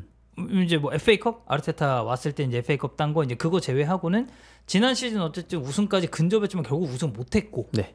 챔피언스리그 올 시즌 이제 나간다는 거는 정말 가시적인 성과지만 지난 시즌은 이제 유로파가 좀 아쉬웠죠. 아스날 같은 경우에 스포르팅한테 줬죠. 네. 투자했을 때 이거를 확실하게 좀 뽑아먹고 그리고 아스날이 어쨌든 되게 강력한 우승 후보로 거론이 됐었으니까 지난 시즌 유로파 같은 경우는 그래서 이제 아스날이 어쨌든 투자를 하고 있고 변화하는 모습이 보여지고 있기 때문에 저는 이거 아스날 입장에서는 좀 긍정적으로 바라볼 투자이지 않나. 그러니까 맨유도 어쨌든 지난 시즌 터나 감독 아래서 트로피를 들어 올렸잖아요. 네. 그래서 이제 투자한 것에 비해서 어쨌든 성과가 이제 있었다는 얘기인데 아스날도 이제는 이런 투자가 뒷받침이 되는 만큼 그럼 우리가 눈에 볼 수 있는 그런 성과는 좀 있어야 된다. 그러니까 순위는 확실하게 리그 순위에서는 우상형이고 리그컵, FA컵에서의 트로피 여부도 중요할 것 같고 이제는 올 시즌은 챔스 가니까 그래서 토너먼트 어디까지 갈 건데 거기에 따라서 요 정도 그래도 3시즌 동안 꾸준하게 투자했는데 이러면은 투자 대비 가치가 있구나라고 판단하게 되는 시즌이 되지 않을까. 앞으로 그리고 이제 계속 챔스 가야죠. 아스날도 챔스 계속 가야 돼요. 어린 선수들도 많고. 네, 그래서 올 시즌 순위가 조금 궁금하긴 해요. 왜냐면 다른 팀들도 보강이 이제 꽤나 착실하게 됐고 또 이제 중위권 내지는 중상위권 팀에서 치고 올라오는 팀들을 좀 이제 견제해야 될 필요도 있기 때문에 네. 나는 이상하게 느낌상 아스날이 이렇게 돈 썼다 그러면 잘 안 와다 안 와다. 그러니까 왜냐면 그 기간이 좀 길어서 그래요. 이제 그 에미레이츠 막 짓고 하면서 약간 그때 아스날이 되게 좀 선수 팔고 그렇지. 이런 경우가 이제 많았어가지고. 야, 돈을 이렇게 쓴다고? 그리고 아스날이 라이스를 막 1,600억? 와 이거 신기하다. 자 4위 토트넘이고요. 6위 7위, 4위, 8위 기록했습니다. 순위 좀 아쉬운 편이고 넷스펜딩은 5억 1,003만 유로 썼고요. 22, 23 시즌 이전까지는 매 시즌 마이너스 1억 유로 미만 넷스펜딩이 좀 기록이 됐고요. 최근 두 시즌 동안은 마이너스 1억 유로 이상입니다. 토트넘도 보면은 뭐 선수 영입 관련해서 스카우팅 리포트를 뭐 찍은 경우들도 있고 새로운 영입생들이 굉장히 좀 많아졌죠. 네. 특히 올 시즌 같은 경우도 그렇죠. 이제 뭐 그러니까 수치로 따지면 넷스펜딩은 지난 시즌이 조금 더 이제 마이너스 수치를 더 기록하긴 했지만 올 시즌에 이제 좀 해리케인이 판매가 되면서 그러니까 보세요.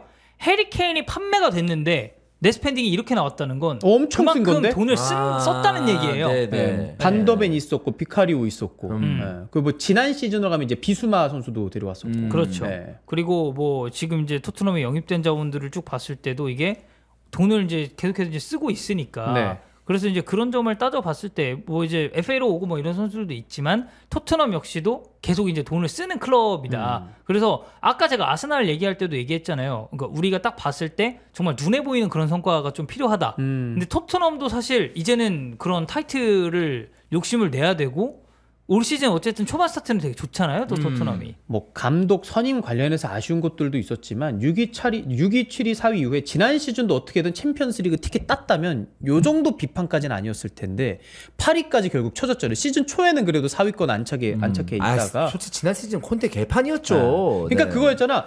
야 여기가 왜 아직도 4위야?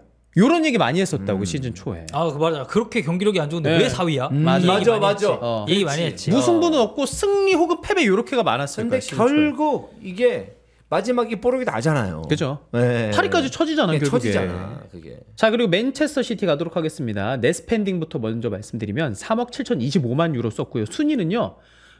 준우승 한 번 있었고 그 이후로는 계속해서 이제 1위 기록하고 있는 맨시티입니다. 그러니까 맨시티는 어쨌든 이런 클럽의 규모나 이런 걸로 따져봤을 때는 넷스펜딩 막 엄청 막 돈만 많이 썼을 그런 느낌인데 생각보다 그게 또 아니에요. 그리고 플러스도 있어요. 22, 23 시즌은. 왜냐면 이 시즌 보잖아요. 예. 엘링 홀란이 6천만 유로에 영입이 됐고 이게 트랜스퍼마켓 기준. 예. 칼빈 필립스 4,900만 유로 이런 좀 굵직굵직한 영입들이 있는데 판매를 보면요. 예. 라임 스털링이 5,620만 유로, 가브리엘 제주스 5,220만 유로, 올렉산드르 진첸코 3,500만 유로. 그러니까 좀 잘 팔았구나. 잘 팔고 어쨌든 이제 약간 전력에서 이제 좀 배제됐었던 그렇죠. 이런 선수들 그리고 펩이 새로운 선수를 영입하게 되면서 이 선수의 자리가 약간 좀 애매해진 그런 자원들의 정리가 확실히 딱딱 됐기 때문에 오히려 2022, 2023 시즌은 이렇게 굵직굵직한 영입들이 있었는데도 결국 넷스펜딩이 이제 플러스란 말이죠. 그러니까 맨시티는 그만큼 이런 장사적인 측면에서도 꽤 괜찮은 클럽이다. 엄청 잘한 거죠. 이거. 홀란드 6천만 유로는 진짜 싸다. 엄청 싸요. 그리고 이게 22, 23 시즌 그때 시즌 시작하기 전에 돌이켜 보면 풀백에 대해서는 좀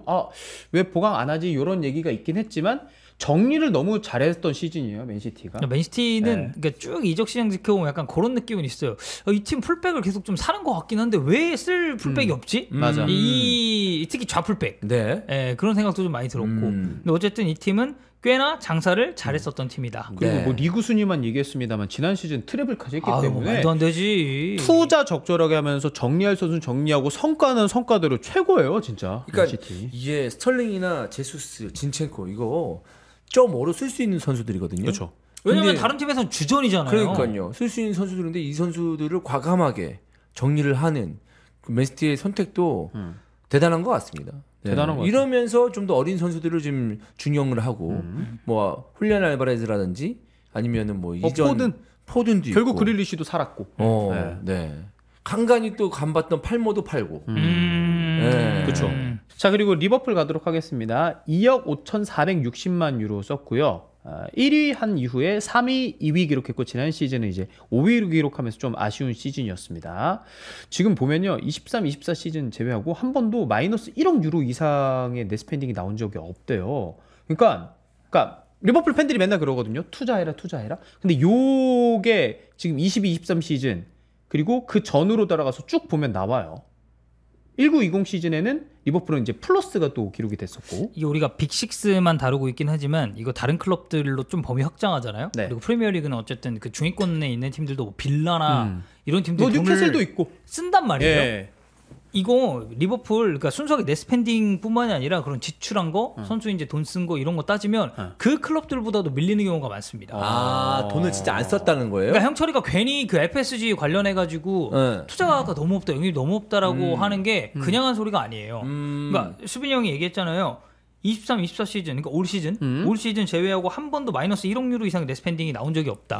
그러니까 물론 뭐 맨날 넷스펜딩이 마이너스 나오고 그것도 뭐 그렇게 좋은 건 아니겠지만 그치 뭐 투자만 한다고 좋은 건 아니잖아. 근데 이제 리버풀이라는 이 클럽의 규모라든지 이 팀이 현실적으로 바라보는 그런 목표치를 봤을 때는 그래도 어느 정도 이제 투자가 있고 선수 영입이 돼야 넷스펜딩에 있어서도 야 그래도 이 팀이 돈을 이렇게 좀 꽤 쓰는 팀이구나라고 생각을 할 텐데 올 시즌에 그렇게 따닥 영입한 거 제외하고는 지금까지는 조금 이제 좀 미미한 게 아닌가. 생각해보면 중간에 뭐 누네즈 데려오고 뭐 디아스 요렇게 있는데도 불구하고 그 시즌 단위로 생각했을 때 마이너스 1억 유로 이상의 넷스펜딩을 쓴 적이 없다 그러면은 다른 뭐 빅6 팀들에 비해서는 좀 덜 썼다라는 느낌을 좀 주는 거죠. 안 쓴 건 아니지만. 그렇죠. 예. 네.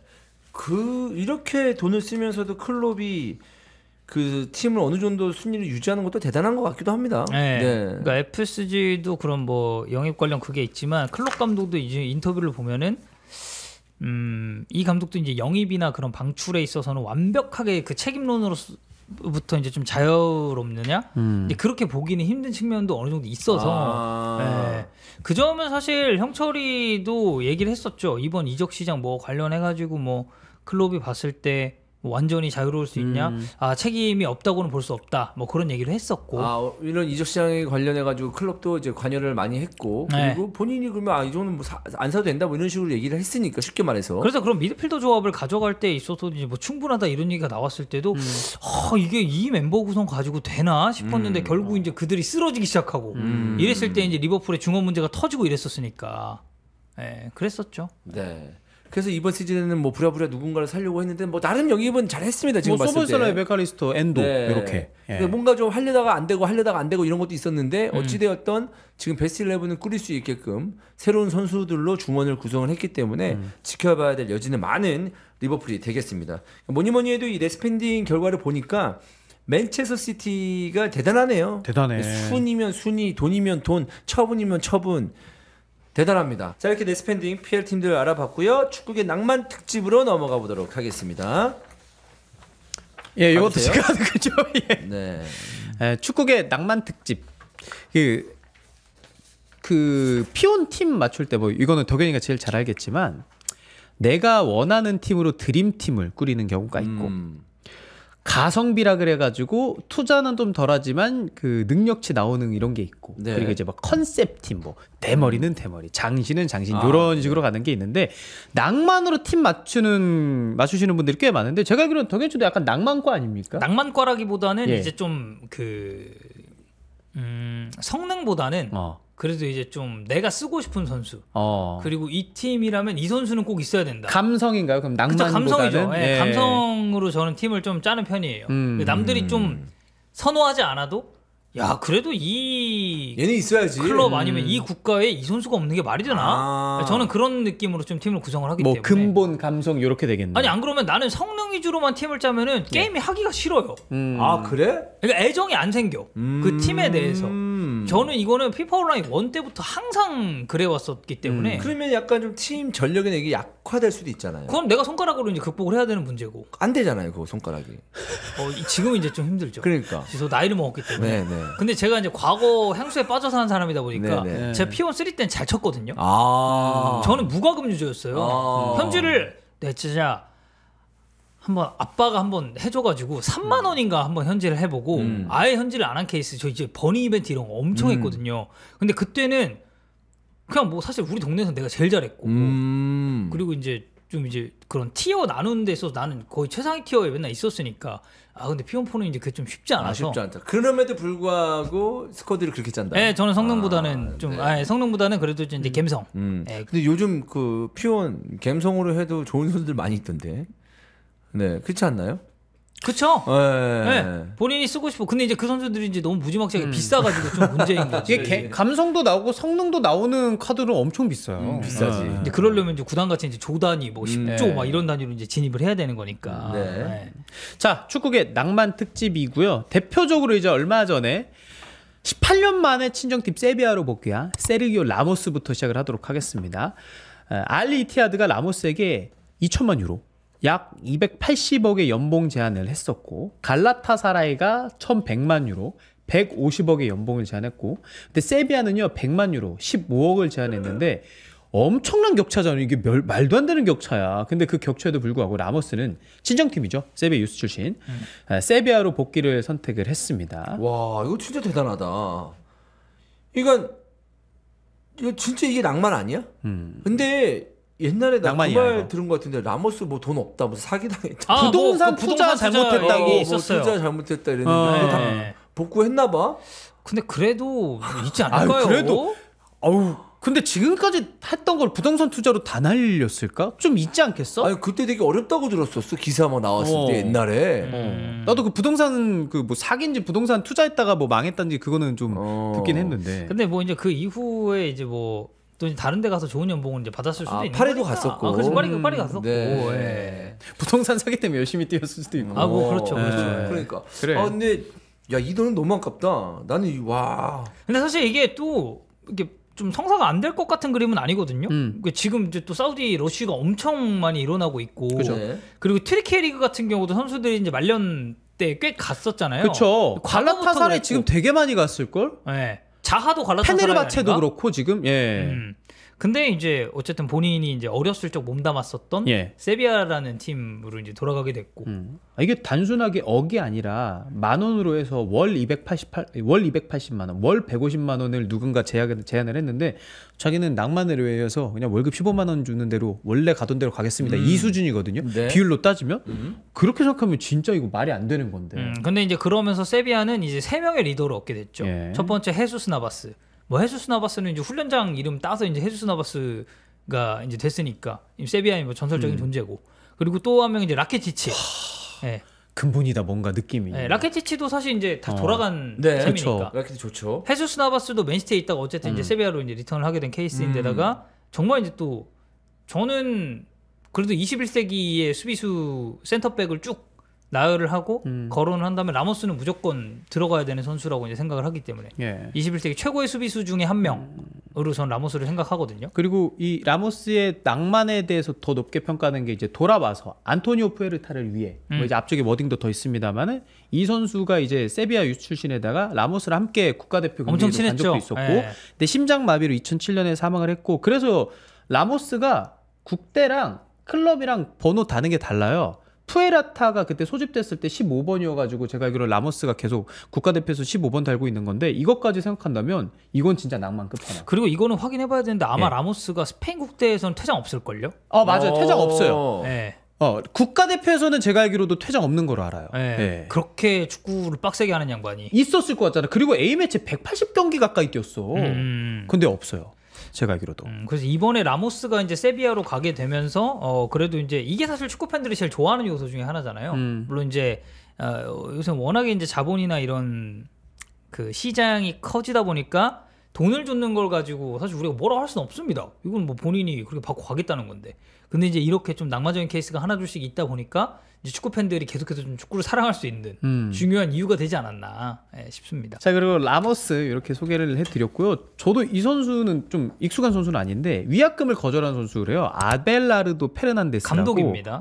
그래요. 감독인데 이게 제가 라리가 중계를 이제 처음으로 들어간 시즌이었어요. 스포르팅 히온이라는 팀의 감독이었는데. 선수 생활부터 스포르팅 히온에서 시작을 했고 코치 거쳐서 감독까지 부임한 케이스예요. 아벨라르도 페르난데스가. 그래서 2014년에 스포르팅 히온 지휘봉을 처음 잡았고 원래 이 계약상으로는 20년까지 팀을 이끌 예정이었습니다. 네네네. 근데 1617 시즌에 스포르팅 히온이 엄청 부진해요. 1승 2무 11패 14경기 치렀는데 와. 승이 하나밖에 없는 거죠. 결국 이제 구단과 작별하게 됩니다. 이제 그때 당시에 이제 스포팅 히온이 아벨라르도 페르난데스한테 지불해야 했었던 위약금은 하나로 따지면 한 50억 정도. 근데 아벨라르도 페르난데스가 그때 이제 기자회견에서 얘기를 했죠. 필요 없다. 왜냐면 본인은 히온의 영원한 팬이고 내가 정말 이 사랑하는 클럽에게서 위약금을 받을 수가 없다. 돈보다 더 중요한 것은 내가 가지고 있는 이 스포팅 히온이라는 팀에 대한 충성심이다라는 이야기를 했습니다. 야, 이게 사실 금액이라는 게 포기가 어려울 텐데. 근데 내가 너무 좀 부정적으로 생각하는지 모르겠지만 예. 1승 2무 11패로 했으면서 예. 여기서 충성심이 중요한 게 아니고 미안합니다. 제가 염치가 없습니다. 어떻게 봤습니까? 이게 나와야 되는 거 맞지 않습니까? 사실? 아니 근데 이제 사실 이게 계약이잖아요. 네, 계약이잖아. 그래서 이제 어쨌든 이게 이제 경질을 당한 건데. 근데 진짜 팀에 기부한 건데 거의? 그러니까 안 받은 거지. 그러니까 왜냐면 스포팅 히온이라는 팀이 뭐 재정적으로 막 엄청 뭐 돈을 많이 쓸 수 있는 클럽도 아니고 더군다나 뭐 라리가 그런 샐러리 캡 이런 거 지금 생각해 보면 이제 요새 또 얘기가 많이 나오고 있는 그런 거 생각하면 라리가에서 뭐 그렇게 막 빅사이닝이 막 빵빵 터지는 그런 리그도 아니잖아요. 네. 근데 이제 50억이라는 돈을 이제 포기한 거는 그래도 진짜 좀 주목해 볼 만한. 약간 이때도 되게 막 로맨티스트나 이런 얘기 많이 나왔었죠. 라리가 이제 팬들 사이에서는. 14경기에서 11번 진 거는 야, 충격이긴 하다. 1승 2무 11패지. 그러니까 11경기 졌으니까. 염치가 없는 게 아니고 그러네. 면목이 없는 거고 이걸 받으면 염치가 없는 거죠. 그런 생각 들어서 저는 나중에는 사람들이 야, 그래도 염치는 있다 이런 거예요. 그래, 나는 인터뷰는 이렇게 할 것 같아. 그냥 제가 면목이 없습니다. 제가 뭐 위약금 어떻게 받습니까? 네. 그냥 조용히 나가겠습니다. 미안합니다. 이렇게 나가야죠. 덕현 씨는 만약에 이런 아벨라르도 페르난데스 같은 상황이에요. 그 팀에 선수 생활을 했는데 이렇게 좀 안 좋았어요. 네. 그러면 인터뷰 위약금 안 받겠다고 얘기할 거예요? 아니요, 받아야죠. 계약이잖아요. 저는 한마디도 안 할 것 같은 딱 경기를 됐을 때 죄송합니다. 다음에 좋은 모습으로 기회가 된다면 돌아오겠습니다. 그때까지 효은을 너무 뭐 끝까지 사랑해 주시기 바라겠습니다. 그리고 뒤에서는 사무실 가서 주세요. 계약서에 쓴 대로 위약금은 주세요. 이렇게 가야지. 네. 받아야죠. 네. 자, 파르마의 전설 알렉산드로 루카렐리 선수 이야기를 하도록 하겠습니다. 07-08 시즌에요. 세리에 B에 있었던 파르마로 이적했는데요. 2012년에는 주장으로 임명이 되기도 했고요. 파르마가 이제 재정 이슈가 있었죠. 2013-14 시즌부터 재정이 좀 불안정해지기 시작했고 결국 파산했고요. 파르마 선수들이 FA로 풀렸습니다. 그리고 파르마는 아마추어 팀으로 전환이 되면 세리에 D에서 위치하게 됐는데 팀 다 떠날 것이라고 예상이 됐고 루카렐리 역시 떠날 것이라고 예상이 됐는데 잔류했다고 하고요. 15-16 시즌 세리에 D에서 출발해서 C, B에 거쳐서 2018-19 시즌에는 세리에 A로 승격을 했다고 합니다. 그리고 루카렐리가요. 팀 승격시키고 세리에 A 복귀시키고 현역 은퇴 선언했고요. 파르마는 6번을 영구 결번 처리했다고 합니다. 그리고 여전히 파르마 임대 선수들을 관리하는 매니저 역할을 2021년 6월부터 하고 있다고 하고요. 그러니까 전성기의 나이 때 아니면 이제 다른 팀이 어떠한 선수를 원할 때 그 팀을 떠나지 않고 만약 그 팀이 이제 강등당했을 때 힘들 때 떠나지 않고 자리를 지킨다. 이 선수들에게는 이제 많은 팬들이 감동을 받을 수밖에 없죠. 네. 루카렐리 스토리는 너무 유명하죠. 사실 축구 쪽에서는 근본 낭만의 거의 끝판왕이죠. 세리에 D부터 지금 시작해가지고 진짜 멋있다. 다시 이제 파르마라는 팀을 이제 올려놨으니까. 그리고 이때 막 그런 것도 있어요. 막 이제 구단이 뭐 원정 버스도 다 매각하고 막 이제 이러다 보니까. 진짜. 그래서 선수들 막 자기들끼리 꾸려서 원정 가겠다. 그리고 유니폼 뭐 세탁도 안 된다. 이런 얘기도 있었으니까. 근데 이제 그런 역경을 딛고 결국에는 다시 이 파르마라는 클럽을 세리아로 이제 승격을 시키고 이게 이제 2018-2019 시즌이었으니까. 그리고 더 저는 멋있는 건 이제 은퇴. 진짜 멋있다. 거기서 뭔가 이제 커리어를 더 이어갈 수도 있고 이제 그렇지만 나는 내 할 일을 다 했다. 나는 여러분들과 약속을 지켰다. 저는 이제 현역에서 은퇴하겠습니다. 이러면 진짜 그냥 영화 같다. 진짜 영화 같다. 눈물 흘리죠. 그렇죠. 이런 선수들 보면서. 자, 그리고 이제 호아킨 산체스 이야기하도록 하겠습니다. 발렌시아 시절 이제 좌센테 우아킨 되게 유명했죠. 그리고 이제 말라가의 부흥기였던 이제 말라티코. 팀명 좀 제대로 얘기해 주세요. 말라고. 미안합니다. 말라가. 말라가의 부흥기였던 말라티코의 함축을 담당한 확인. 이제 덕현이가 또 말라가의 팬이기도 하고. 근데 말라가 재정이 악화되면서 2013년 6월에 피오렌티나로 이적하기도 했었고 14-15 시즌까지 쏠쏠한 활약을 했습니다. 그리고 15-16 시즌에 유스를 보냈던 레알 베티스로 다시 돌아왔고요. 2021 시즌 베티스 통산 461경기 출장하면서 팀 역대 최다 출장 기록을 경신했습니다. 21-22 시즌이요. 호아킨의 라리가 데뷔 20주년이었다라고 하고요. 네. 그리고 베티스가 코파델리 결승에서 아이러니하게도 발렌시아를 만났습니다. 호아킨이 이제 늦은 시간에 교체 출전해서 승부차기 두 번째 키커로 성공을 했고 결국 코파델리 우승을 다시 한번 읽어내는 데 성공을 했습니다. 호아킨이요. 발렌시아 시절 07-08 시즌에 코파델리 우승 이후에 14년 만에 다시 한번 코파델리 우승에 성공을 했고요. 베티스에선 두 번 했대요. 04-05 시즌까지 포함이라고 합니다. 그리고 22-23 시즌이 끝나고 공식적으로 현역에서 은퇴를 했습니다. 뭐 호아킨은 베티스 그 자체죠. 제가 이제 몇 시즌이었지? 2019-20 시즌이었나? 그때 제가 베티스 경기를 한번 보러 갔었거든요. 네. 스페인 이제 친구랑 놀러 갔다가 베티스 홈이었고 상대가 이제 에스파뇰이었습니다. 코파델레이 경기였는데 와 호아킨 이제 몸 풀면서 딱 교체 이제 사인 들어오고 그 대기심 이렇게 들잖아요. 옆에 호아킨 딱 서는 순간에 와, 그 베니토 비아마린 분위기가 달라져요. 아, 난리 납니까? 진짜 그냥 분위기가 달라져요. 이미 이름 연호하는 것부터. 그리고 그때는 그래도 호아킨이 좀 이제 말년 더 나이 들면서 기량이 많이 떨어지긴 했는데 그래도 그때 좀 칠 때거든요, 나왔을 때. 네. 그때 저는 호아킨 이제 한 팀에 이런 레전드 선수가 있었을 때 이 정도 파급력을 구장 안에서 낼 수가 있구나라는 그런 생각이 들었고 확실히 그리고 이거는 뭐 약간 여담이지만 이 선수가 이제 베티스가 세비야잖아요. 세비야가 이제 안달루시아 지역이어서 여기가 사투리가 좀 심한 지역이에요. 위치가 남쪽이에요? 완전 남쪽이죠. 호아킨 말하는 거 딱 듣죠? 네. 진짜 사투리 심합니다. 못 알아들어?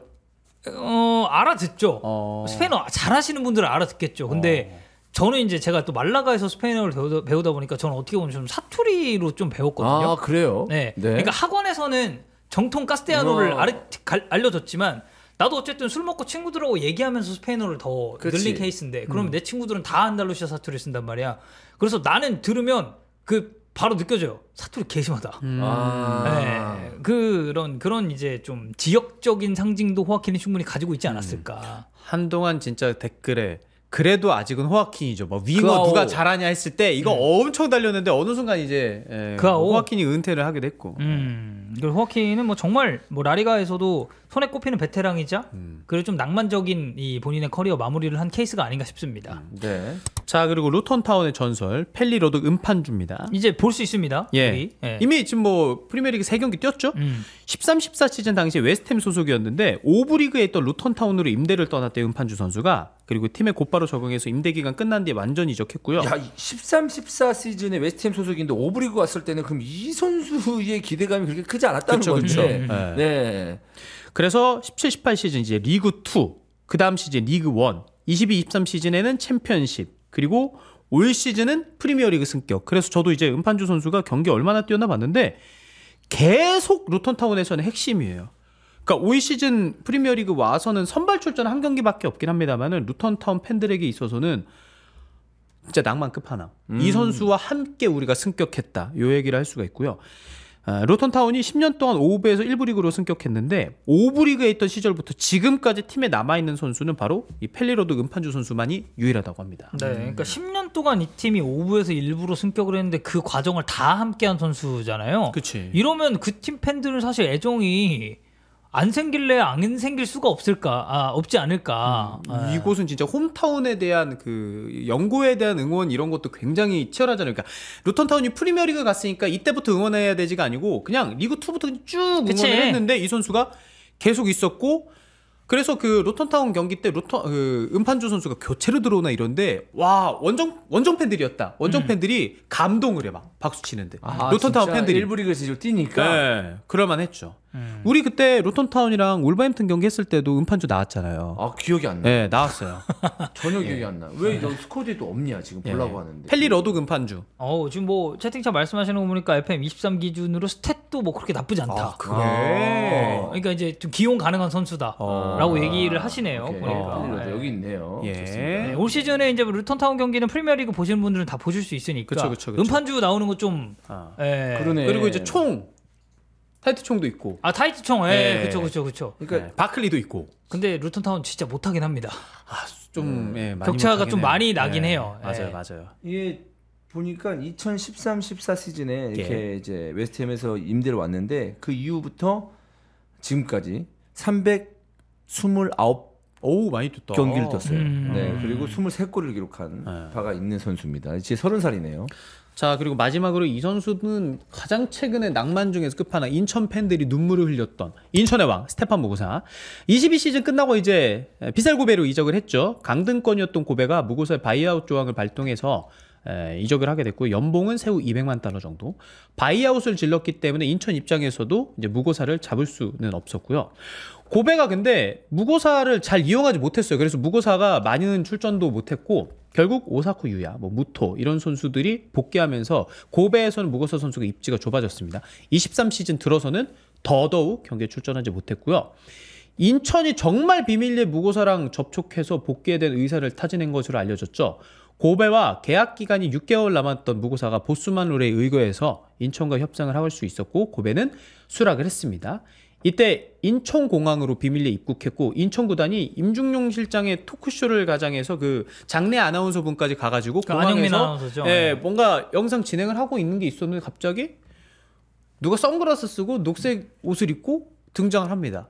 그때부터 무고사인데 싶었는데 인사하고 이제 유니폼 벗고. 그때 그러면서. 이제 커뮤니티에서 그 토크쇼 이렇게 막 하고 그런 와중에 난리 났죠. 이거. 그리고 조금 전에 이제 막 돌기 시작했죠. 무고사 복귀에 관련된 그런 루머들이 이제 조금씩 나오기 시작했고, 네. 그러면서 이제 이 라이브 방송이 이제 그게 아니냐라고 예상하시는 팬분들도 많았는데, 실제로 무고사가 그리고 이때 비행기가 또 지연됐어요. 그래가지고 이제 그 안영민 아나운서 그분이랑 임중용 실장이 되게 좀 이렇게 시간을 많이 때웠구나. 네, 시간을 막 때우고 막 그런 것도 있었어요. 근데 이제 무고사가 딱 나와가지고 벗고 딱 9번 무고사 해가지고 이렇게 딱 가리키는 그거까지 나오면서 안에 유니폼을 입고 있었어. 인천 팬들은 뭐 완전 행복사죠. 그렇게 영입했던 어떤 영상 K리그에서 거의 최초 아닌가요?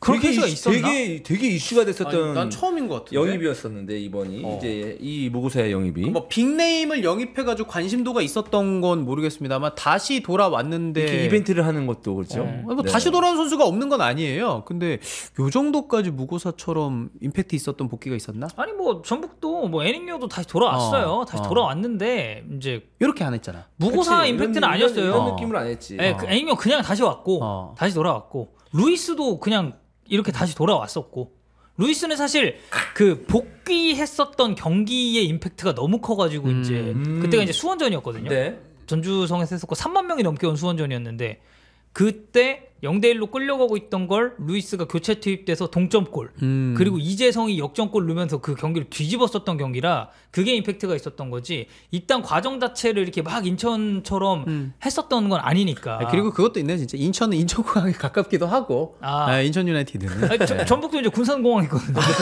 네, 군산공항. 근데 이제 인천 무고사 얘기를 해보면 무고사 돌아와서 다른 공격수들이 살아나면서 맞죠. 오히려 힘이 돼주고 있고, 일단 지금 인천은 아시아 챔피언스리그를 앞두고 있기 때문에 무고사가 할 역할이 있겠습니다. 근데 무고사 스텝 보니까 고베에서 그냥 없는 선수였구나. 맞아요. 경기도 거의 못 나왔어요. 아예 못 나왔어요. 기용 방식도 되게 이상하다고 그때 얘기 많았고. 첫 시즌에 한 경기 선발 4경기 교체, 그리고 그 다음에는 뭐 인천 오기 전까지는 한 경기 교체 끝났네. 23시즌. 네. 그리고 가족들도 그 한국에 대한 애정도가 굉장히 높고, 제가 알기로는 자녀가 딸이 있는 거라 하는데 그 송도에서 뭐 영화관 이런 거 다녔을 거 아니에요. 맞아요. 한국 친구들이랑 그 뭐라 그래야 돼? 그 한국 친구들 영어 계속 보고 유치원. 싶다 뭐 이런 것도 많이 얘기했었대요, 자녀가. 네, 맞아요. 그리고 그래서 실제로 거기 그 아마 영어 유치원인가 그럴 거예요. 저도 알기로 영어 유치원인데. 근데 이제 거기 교사분들도 뭐 언제든지 와도 좋다 막 이런 얘기를 했다고 하고. 자, 이렇게 저희가 오늘 준비한 소식 다 이야기 나눠봤고요. 네. 월화수목, 오늘 목요일 이번 주는 마지막 방송입니다. 그래서 다음 주 월요일 날 종윤이와 함께 돌아오도록 하겠습니다. 중간중간 수빈이가 진행을 했기 때문에 클로징할 기회를 드리겠습니다. 이럴 거면 클로징 대용이 하세요. 드릴게요. 예. 네네. 고생하셨잖아요. 예. 그 앞으로 이거 제가 목요일 대본 제가 하잖아요. 네. 이거 진행 김수빈으로 바꾸겠습니다. 진행은 저입니다. 그래요? 네, 여러분 오해하지 마세요. 진행은 저예요. 네, 그렇습니다. 그렇습니다. 네. 예, 오늘 히프디 오리지널이었고요. 9월 7일 목요일 방송 여기까지 하도록 하겠습니다, 여러분. 감사합니다. 고맙습니다.